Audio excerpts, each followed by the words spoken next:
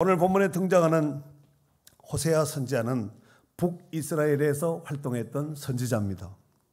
하나님은 호세아 선지자를 통하여서 하나님의 말씀에 대한 불순종과 우상 숭배로 점철된 북이스라엘 백성들의 죄를 지적하면서 눈물로 회개하고 돌아오기를 간절히 촉구하였습니다. 하지만 북이스라엘 백성들은 여전히 불순종과 음란과 우상 숭배로 쩔어서 돌아올 생각조차도 하지 않았습니다. 문제는 그들이 돌아오지 않을 뿐만 아니라 더욱더 죄를 범죄하면서 이 죄를 더욱더 강력하게 센 죄를 계속해서 지어서 하나님 마음을 불편하게 했습니다. 그렇다면 그들이 어느 정도 죄를 지었는지 제가 어제 이제 설교 준비하면서 오늘 메인 본문은 호세아서 6장 1절에 있는 말씀이지만 제가 호세아서를 전체로 다시 정독을 하면서 다 읽었습니다. 자, 읽으면서 다시 또 뒤집어서 중간중간에 또 점검하면서 몇 번 이렇게 훑어서 또 확인을 하면서 또 다시 묵상하면서 점검을 했습니다. 그래서 이 성경을 제가 그냥 이렇게 여러분들에게 선포하는 것도 중요하지만 이 말씀을 같이 한번 읽는 것도 큰 은혜가 되겠다 이렇게 생각을 해서 할까 말까 할까 하다가 같이 읽어야 되겠다. 하나님 말씀을 읽는 자와 듣는 자와 그 가운데 기록된 것을 지키는 자가 복이 있다 그랬잖아요. 그러니까 말씀을 읽는 자도 복된 자예요. 자, 그래서 오늘 읽어야 될 본문은 좀 길고 많습니다. 그러니까 조금 이해해 주시고 한번 우리가 이것이 문제가 되는 부분을 정확하게 알면은 왜 하나님께서 이렇게 처리를 할 수밖에 없는가, 이렇게 심판할 수밖에 없는가, 그 이유를 알게 돼요. 그냥 하나님이 원한을 갖다가 심판하고 막 죽여버리고 나라 망해버리고 이유도 모르고 내용도 모르고 이렇게 되어버리면은 어떻게 되겠습니까? 그 띵 할 수 있거든요. 그래서 제가 여러분에게 죄송하지만 띵 하지 않도록 이렇게 하지 않도록 하기 위해서 제가 앞에 있는 아웃라인은 배경적인 것을 조금 같이 한번 읽으면서 은혜를 나누도록 하겠습니다. 자, 먼저 호세아서 전체를 보면서 제가 말씀을 전하도록 하겠습니다. 자, 먼저 호세아서 9장 10절의 말씀을 읽도록 하겠습니다. 앞에 한번 띄워줘 보세요. 여러분은 성경 찾으면 늦습니다. 다 찾아놨으니까 앞에만 보시면 됩니다. 자, 호세아서 9장 10절. 자, 읽겠습니다. 옛적에 시작. 옛적에 내가 이스라엘을 만나기를 광야에서 포도를 만남같이 하였으며 너희 조상들을 보기를 무화과 나무에서 처음 맺힌 첫 열매를 봄같이 하였거늘. 됐어, 거기까지. 아멘. 딱 여기 놔둬보세요. 옛날에 옛적에 내가 하나님께서 말씀하시는 거예요. 이스라엘을 만나기를 광야에서 포도를 만남같이 했다.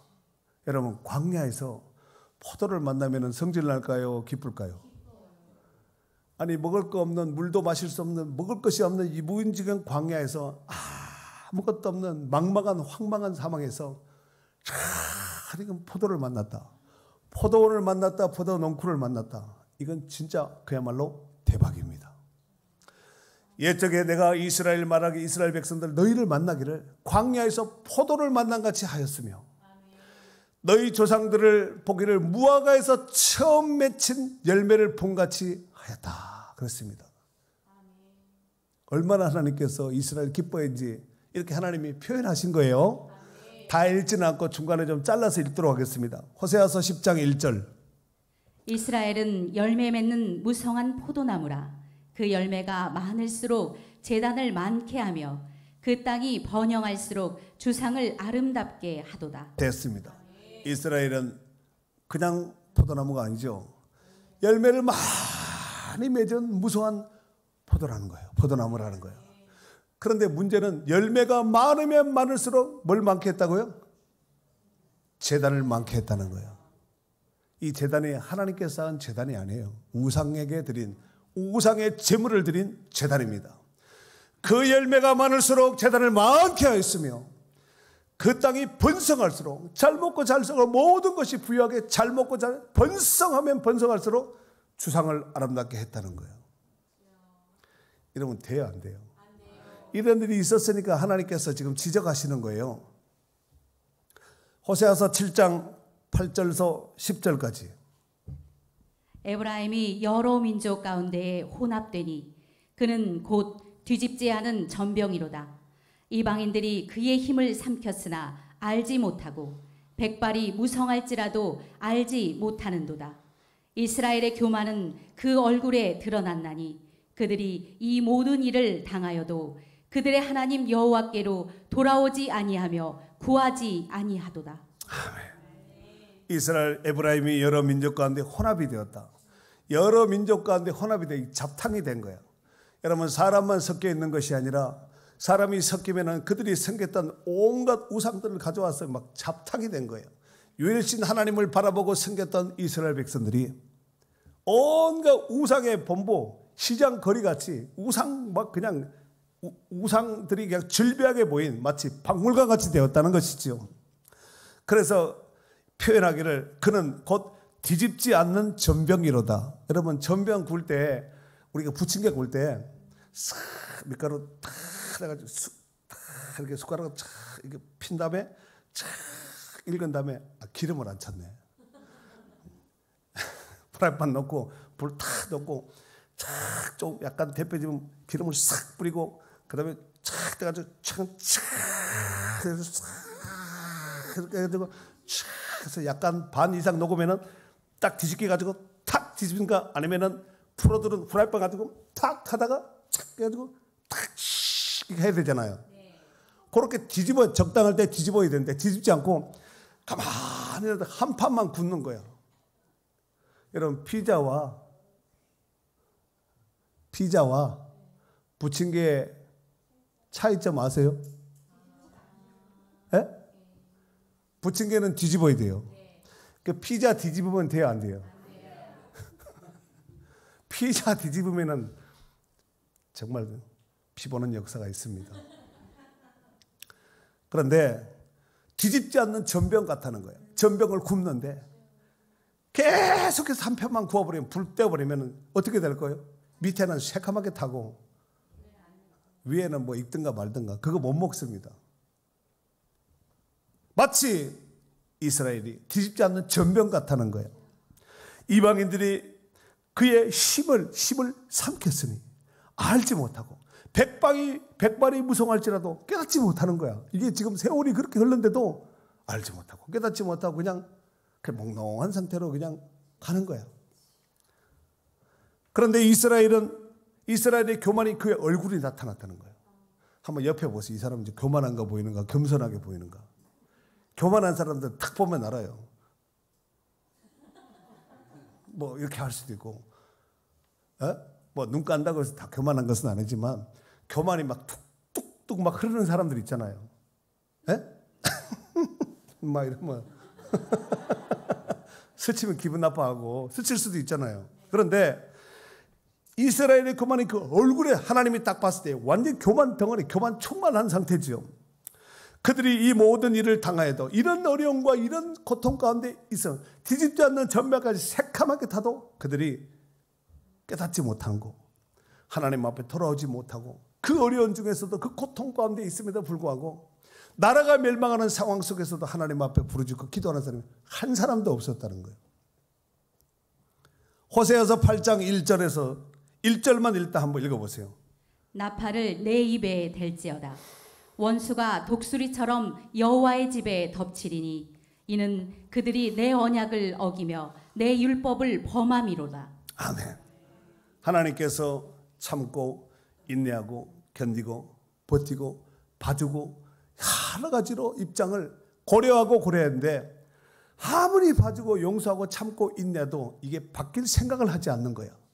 그래서 나팔부는 제사장 나팔부는 나팔수에게 나팔을 어디다 대라 그랬어요? 금방 읽었잖아요. 나팔을 어디에 대? 1. 눈 2. 입. 나팔을 눈에 대는 사람이 어디 있어요? 나팔을 입에 대라는 거예요. 여러분, 나팔을 입에 댄다는 것은 부은다는 얘기예요? 안 부은다는 얘기예요? 부 하고 이제 딱 불기 바로 직전에요. 양양 나팔을 딱 대고 부 하고 불면은 이 나팔이 불면은 하나님 심판이 시작하겠다는 얘기예요. 여러분, 요한계시록에 보면은 이 나팔 대접 그 재앙이 3대 7중 재앙이 나오지요. 나팔 재앙이 나옵니다. 마지막 나팔 소리에 우리 호련히 변화되어서 호련히 변화된다 그러잖아요. 나팔이 첫 번째 나팔, 두 번째 나팔, 세 번째 다 가는데 여섯 번째까지는 있다가 마지막 나팔 소리, 일곱 번째 나팔 소리가 불면은 그때 이제 하나님이 마지막 일을 하겠다는 얘기예요. 지금 이 순간이에요. 나팔을 내 입에 댈지어다. 원수가 독수리처럼 여호와의 집을 덮친다 그랬습니다. 여러분, 독수리가 얼마나 빠른지 아세요? 독수리가 뱅뱅뱅뱅 돌다가 먹잇감 탁 있다 그러면은 잡아야 되겠다는 판단이 딱 순간 결정이 되면은 그 보이지 않는 요만한 독수리가 순식간에 2, 3초 안에 그 모자가 팍 채서 날아가 버려요. 그냥 폭탄 떨어지게 팍. 그런데 이 독수리가 여호와의 집에 덮친다는 거예요. 하나님의 성전을 덮어버리겠다는 얘기죠. 왜 그렇게 했는가? 그들이 내 언약을 어기고 내 율법을 범했다는 거예요. 하나님 말씀에 순종하지 않았다는 것이죠. 그래서 그들이 장차 내게 부르짖기를, 2절 한번 펴줘보세요. 제가 읽을게요. 나의 하나님이여, 우리 이스라엘이 주를 아나이다. 하나님, 우리가 하나님을 압니다. 이렇게 이제 부르짖어 기도한다는 거지요. 그런데 3절에 뭐라 그러세요? 3절. 이스라엘이 이미 선을 버렸으니 원수가 그를 따를 것이라. 이미 선한 것을 버려버린 거야. 결국은 그들이 왕을 세웠으나 내게서 난 것이 아니며, 왕을 세운데 하나님이 지명해서 세운 왕이 아니라는 거예요. 자기네들이 인본주의로 사바사바 해가지고 왕을 세우는 거예요. 왕을 세웠다고 다 왕 노릇하는 것이 아니에요. 왕이 있다고 다 나라가 세워지는 것은 아닙니다. 그들이 왕을 세웠으나 내게서 난 것이 아니며, 그들이 지도자를 세웠으나 내가 모르는 바이며, 그들이 또 그 은금으로 자기를 위하여 우상을 만들었나니 결국 다 때려 부시겠다는 거예요. 부셔버리겠다는 거예요. 말라기서에 보면은 성경, 구약 성경 마지막에 말라기서지요. 말라기서 1장 2절에 보면은 하나님께서 이렇게 말씀하십니다. 이스라엘 백성들아, 내가 너희를 사랑한다. 진심으로 사랑한다. 그랬더니 이스라엘 백성들이 아멘, 감사합니다, 아멘, 아멘, 아멘 이런 것이 아니라, 무슨 소리예요? 언제 하나님이 우리를 사랑하셨는데요? 언제 하나님이 우리를 사랑했습니까? 이렇게 물어요. 말라기서 1장 2절에 나와 있는 말씀입니다. 하나님이 사랑한다 그래도 그 사랑에 대해서 전혀 반응이 없습니다. 무슨 사랑? 얼어 죽을 놈의 사랑. 그랬겠죠. 이런 백성들을, 이런 나라들을 하나님이 그냥 두겠습니까? 다른 나라도 아니고 이스라엘인데, 이스라엘이 하나님을 모른다. 말도 되지 않습니다. 이스라엘이라는 날이 누구의 이름이에요? 야곱의 새 이름 아니에요. 하나님과 겨루어서 이긴 하나님의 영광스러운, 지금도 이스라엘 나라가 있잖아요.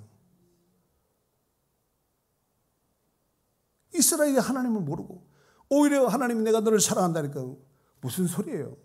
하나님이 언제 우리 사랑했어요?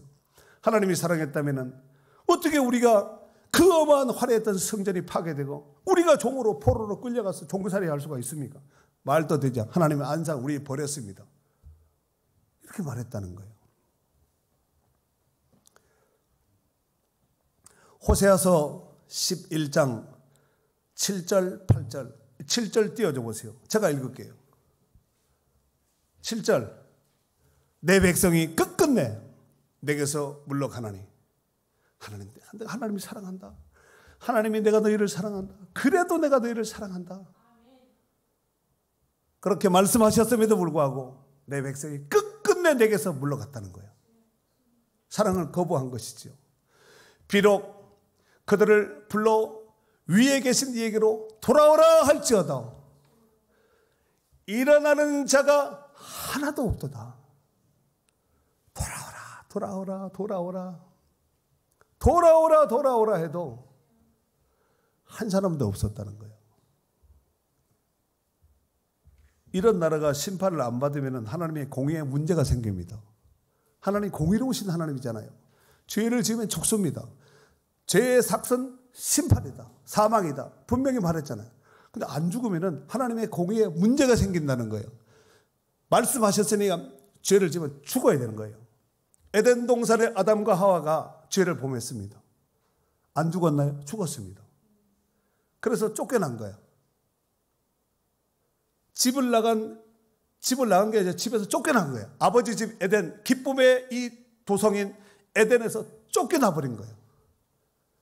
그래서 탕자처럼 거지같이 자기네들은 먹느라고 열심히 살지만 하나님 봤을 때는 불쌍한 인생들이에요. 뭔가 쥐고 먹고 가지고 누리고 있다 하지만 하나님 봤을 때는 다 불쌍한 가정한 인생으로 전락되고 짐승과 버러지 같은 이런 삶을 살 수밖에 없는 그런 모습으로 전락되고 말았다는 것입니다. 그래서 성경 이야기는 무슨 얘기냐면은 범죄한 인생은 반드시 아버지 집에 살 수 없습니다. 천국에 죄가 존재할까요? 말도 되지 않습니다. 집 나간 아들이 아니라 집에서 쫓겨난 아들, 그 아들 예수님을 통하여서 찾아오게 해서 그 잘못된 죄를 예수님이 대신 지시고 죄 문제를 해결하시고 죄 문제가 해결된 그 아들을 데리고 아버지 집에 들어가는 것이 결국은 복음 아니에요? 성경 얘기는 그 얘기하는 것이 아니겠습니까? 8절이에요. 가래 8절. 이 말씀 한번 에브라임이요.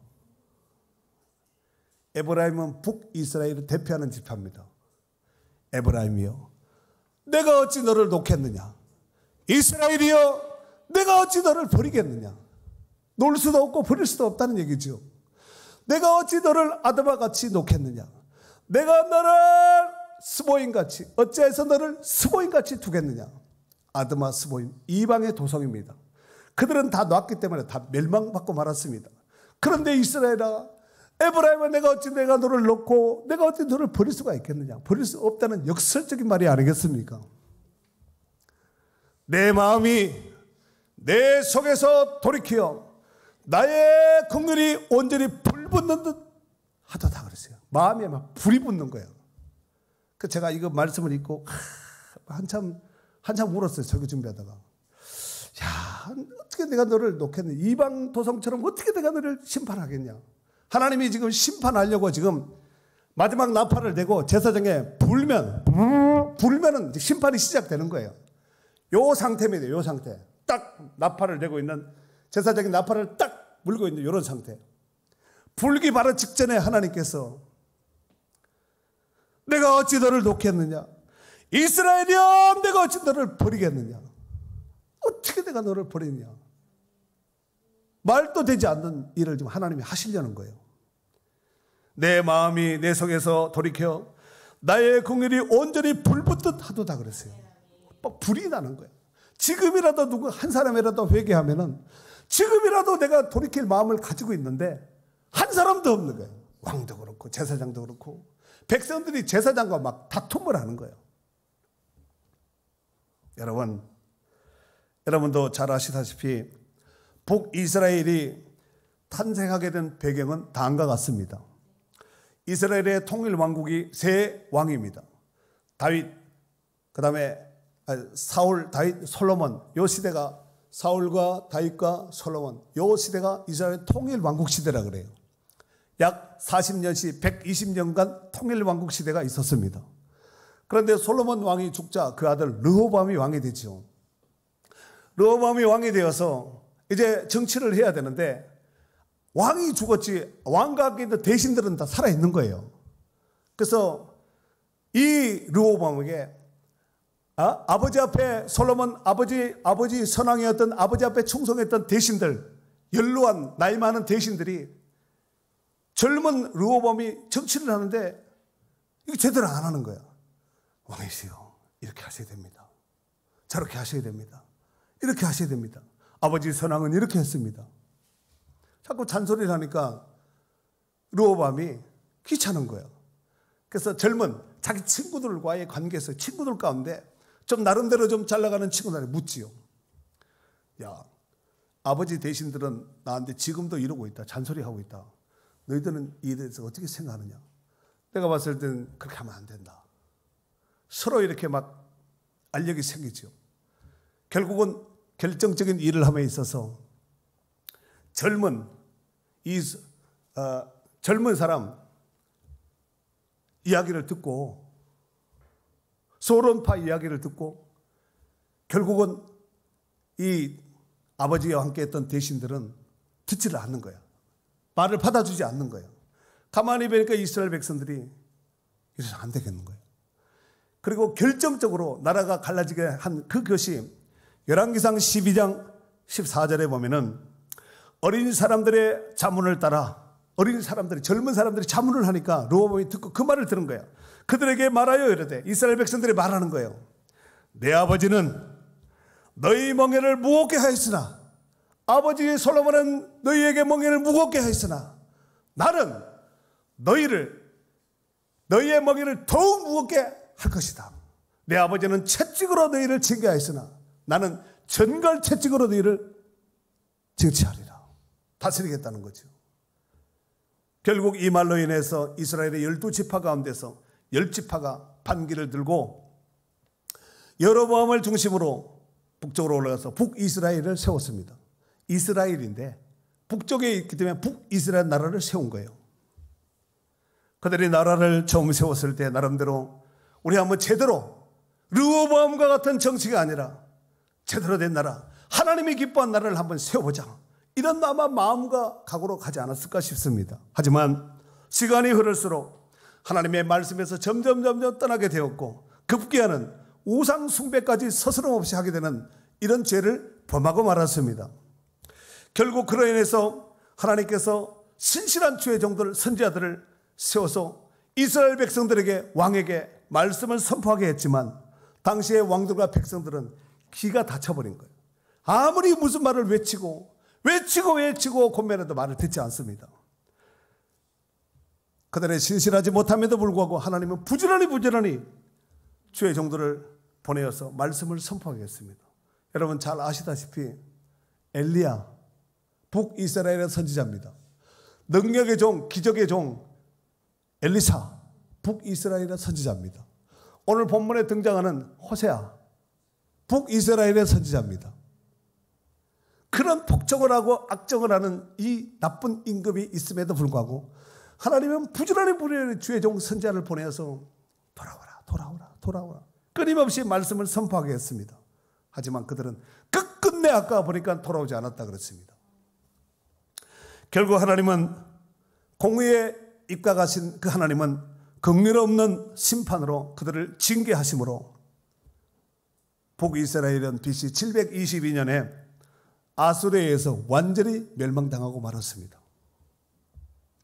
사랑하는 성도 여러분, 이러한 모습은 오늘 우리나라에도 너무너무 유사한 모습으로 지금 드러나고 있는 모습이 아닐까 생각해 봅니다. 여러분들 잘 아시다시피 대한민국은 하나님의 축복 중에 어마무시한 하나님의 축복을 받아서 여기까지 왔습니다.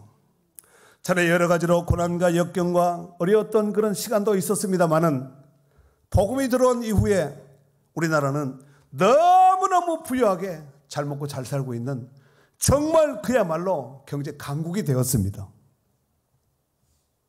하지만 오늘날 이 현실은 멸망받고 심판받은 북이스라엘과는 너무너무 흡사한 모습으로 지금 진행되고 있기에 염려가 되지 않을 수 없습니다. 이러한 때에 오늘 본문의 말씀이 해갈이요 처방전이 될 수 있기를 바랍니다. 1절 읽겠습니다. 1절 오라 우리가 여호와께로 돌아가자.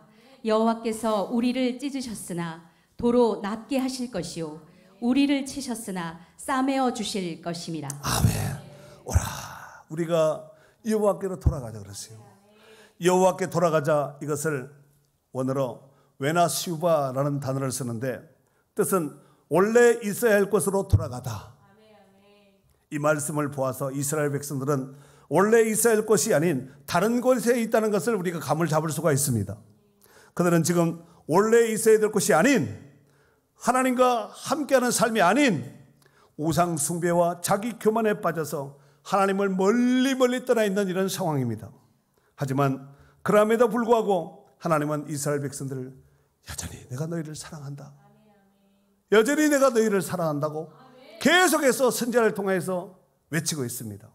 그렇다면 그 하나님께서 이스라엘을, 북이스라엘 사랑하는 정도가 어느 정도 사랑하셨는지 호세아서에 나와 있는 표현으로 표현을 들어서 표현하자면, 하나님께서 어느 날 호세아 선지자를 불렀습니다. 호세아야, 야, 너 가서 저 몸 팔고 못된 짓 하는, 시실하지 못한 창녀한테 가가지고 돈을 주고 가서 그 여자를 결혼 지참금을 주고 사가지고, 결혼 지참금을 줬다는 것은 무슨 얘기예요? 누군가가 매여 있다는 얘기예요. 정상적인 경우에는 부모에게 같이 있어야 매여 있는 것이 어떻게 보면, 창녀는 누군가 포주한테 매여 있는 거예요. 돈을 주고 그 여인을 사서 네가 결혼을 해라. 그리고 자식을 낳아라. 어느 날 호세아 선지자가 이 말을 딱 들었을 때 여러분이 만약에 호세아라면 어떻게 반응하겠습니까? 여러분, 하나님께서 호세아 선지자에게 요구하신 이런 말씀은 일반인들이 딱 들었을 때도 좀 납득이 되지 않고 이해가 할 수 없는 이런 일이고, 더욱이 율법에서도 어긋나는 이런 명령이고, 호세아 선지자는 선지자잖아요. 제사장 선지자, 하나님 앞에 특별히 구별된 선지자가 아니겠습니까? 이 호세아 선지자에게, 장녀에게 가서 돈 주고 네가 결혼해서 자식을 낳아라, 이 말을 들었을 때 호세아 선지자는 아마 귀를 의심했을 것 같아요. 이게 하나님 말씀하신 건가? 그러나 호세아는 이 말도 되지 않은 이 상황 가운데서 하나님 말씀에 순종하여서 실제로 고멜과 결혼하였고 자식들도 낳았습니다. 하나님께서 호세아 선지자를 통하여서 그렇게 잔인한 방법을 택하신 그 이유는 당시 음란과 불순종과 우상 숭배에 빠져서 하나님 앞에 신실하지 못한 북이스라엘 백성들을 깨닫게 하기 위해서 하나님이 그렇게 하신 거예요. 퍼포먼스를 지금 호세아를 통해서 지금 보여주는 것입니다. 호세아는 하나님을 떠나서 온갖 죄악과 우상 숭배로 얼룩진 북이스라엘을 향하여서 너희가 하나님의 징계하심으로 찢겨져서 고통스럽고 아프고 힘들다 할지라도 지금이라도 하나님 앞에 돌아가야 된다. 돌아오세요 하고 목이 터져라고 외쳤습니다. 다시 한번 1절 보세요. 오라 우리가 여호와께로 돌아가자. 여호와께서 우리를 찢으셨으나 도로 나게 하실 것이요 우리를 치셨으나 싸매어 주실 것입니다 그랬습니다. 여기서 도로 나게 하실 것이요, 도로 나게 하신다. 웨이르파에누라는 단어를 쓰는데, 웨이르파에누라는 단어를 쓰는데 뜻은 상처를 치유하는 행위, 상처를 치료하는, 누군가 고작 이게 터졌으면 상처를 치유하는, 그걸 웨이르파에누라는 단어를 쓰는데, 이 호세아 선지자는 이스라엘 백성들이 아무리 심각한 고통과 아픔과 찢어지고 다 망가진 상황이라 할지라도 그래도 너희가 여호와께 돌아오기만 한다면 하나님은 다시 고치고 그 상처를 치료해서 치료만 하는 거예요. 하나님이 온전하게 전 이상으로 깨끗하게 회복하실 것이라, 이 메시지를 지금 주고 있는 것입니다. 이러보건대 우리 하나님은 비록 당신의 사랑하는 자녀라 할지라도 하나님 말씀에 불순종하고 죄를 범하면 공의에 입각해서 가차없이 하나님 징계하십니다. 그 징계가 미워서 하는 것이 아니라 하나님이 사랑하시기 때문에 하시는 거예요. 이렇게 들을 수 있습니다. 하나님이 사랑하는데 어떻게 고통을 주고 징계하고 나라가 망하고 성전이 파괴될 수 있을까? 하나님이 사랑하신다면서 아까 말라기서에 말씀드리지 않았습니까? 내가 너희를 사랑한다, 이 백성을 너무너무 사랑한다 그랬더니 언제요? 무슨 소리 하십니까? 하나님 침에 걸렸습니까? 지금 현대 말로 해석하면 그렇게 지금 표현을 한 거예요. 하나님께서 그 말씀을 들었을 때 여러분 어떻게 생각하시겠어요? 아니 어떻게 나에게 그런 표현을 할까? 누가복음 15장에 보면은 집 나간 탕자 같은 자녀를 할지라도 그가 아버지 집에 돌아왔을 때 아버지는 무한한 사랑으로 그 아들을 품어주시고 용서하시고 자비를 베풀어 주셨습니다. 이러보건대 아무리 망가지고 깨어지고 찢긴 인생이라 할지라도 회개하고 돌아오는 자에게는 무한한 자비와 은총으로 하나님께서 은혜 베풀어 주시는 우리 하나님은 너무너무 인자가 자비가 한이 없으시는 좋으신 하나님이신 줄로 믿습니다. 히브리서 12장 11절에 보면은 무릇 징계가 당시에는 즐거워 보이지 않고 슬퍼 보이나 후에 그로 말미암아 연단을 받은 자들은 의와 평강의 열매를 맺느니라 그랬습니다. 로마에서 있었던 이야기입니다. 로마 시민들을 괴롭혔던, 아주 악하게 괴롭혔던 강도가 있었습니다. 너무너무 포악한 수법으로 시민들의 재산을 빼앗고 강탈하고 심지어 사람을 죽이기까지도 한 이 나쁜 강도가 있었습니다. 수법이 너무너무 교만해서 아무리 잡으려고 해도 덫을 놓고 사람이 매복해도 잡히질 않는 거예요. 그래서 로마 시민들은 더욱더 시간이 가면 갈수록 점점 더 불안해졌습니다. 그러자 황제가 포상금을 걸고 강도를 잡아오라고 명령하였습니다. 그러면서 강도의 목을 가져오는 사람에게는 평생 동안 먹고 지낼 만한 돈으로 보상하겠다 하고 명령하였습니다. 그러나 시민들은 돈은 좋지만 강도를 어떻게 잡겠습니까? 너무 신철귀몰을 하니까요. 그런데 어느 날 한 사람이 황제 앞에 딱 나타났습니다. 그러면서 황제요, 강도의 목을 가져갔습니다. 황제가 보고 분명히 빈손으로 왔는데 그 강도의 목을 가져왔다니까 목이 어디 있냐 물었겠죠. 그러자 그 강도는 자기 목을 받치면서 그 목이 여기 있습니다. 제가 바로 강도입니다. 회개하는 마음으로 제 목을 가지고 갔습니다. 이제 강도 짓을 다시는 하지 않겠습니다. 그동안 나도 너무너무 괴로웠습니다. 여기 제 목을 가져왔으니 왕의 처분대로 하옵소서 하고 자기 목을 내놓았습니다. 황제는 강도의 회개하는 모습을 보고 그 생명을 살려주었습니다. 아무리 흉악한 강도라 할지라도 회개한 강도는 용서받고 생명을 다시 부지하게 되었습니다. 그런데 하물며 하나님의 백성들이 회개하고 여호와께 돌아가면 하나님은 살려주실 뿐만 아니라 모든 것을 회복시켜 주실 줄 믿습니다. 2절 말씀에 여호와께서 이틀 후에 우리를 살리시며 셋째 날에 우리를 일으키시리니 우리가 그의 앞에 살리라 그렇습니다. 여호와께서 이틀 후에 우리를 살리시며, 이 살리다 이 말이 웨니흐에라는 단어를 쓰는데 뜻은 살리는 역사로 생명이 살아나다. 살리는 역사로 생명을 살려주는 거예요. 이 말씀은 회개하고 돌아오는 이스라엘 백성들을 살리실 뿐만 아니라 장차 구원자이신 예수 그리스도를 통하여서 영원한 생명으로 다시 살리실 것을 예언한 예언의 메시지입니다. 그렇습니다. 생명을 얻으려면 회개하고 여호와께로 돌아와야 합니다. 돌아오는 것이 사는 길이고 돌아오는 것이 자기만 사는 것이 다 회복되는 것인 줄 믿습니다. 만약 회개하지 않는다면 아무리 하나님이 은혜로 살게 한다 할지라도 반드시 하나님이 어느 순간에 심판하시고 징계한다는 거예요. 그러므로 죄인이 살 수 있는 유일한 길은 오직 회개밖에 없습니다. 수고하고 무거운 짐진 자들아 다 내게로 오라. 내가 너희를 쉬게 하리라고 말씀하셨습니다. 그렇다면 오늘 이 말씀을 듣고 저와 여러분 중에서 아직까지 여호와께 돌아오지 못한 부분은 무엇이 있을까 한번 생각해 보시기 바랍니다.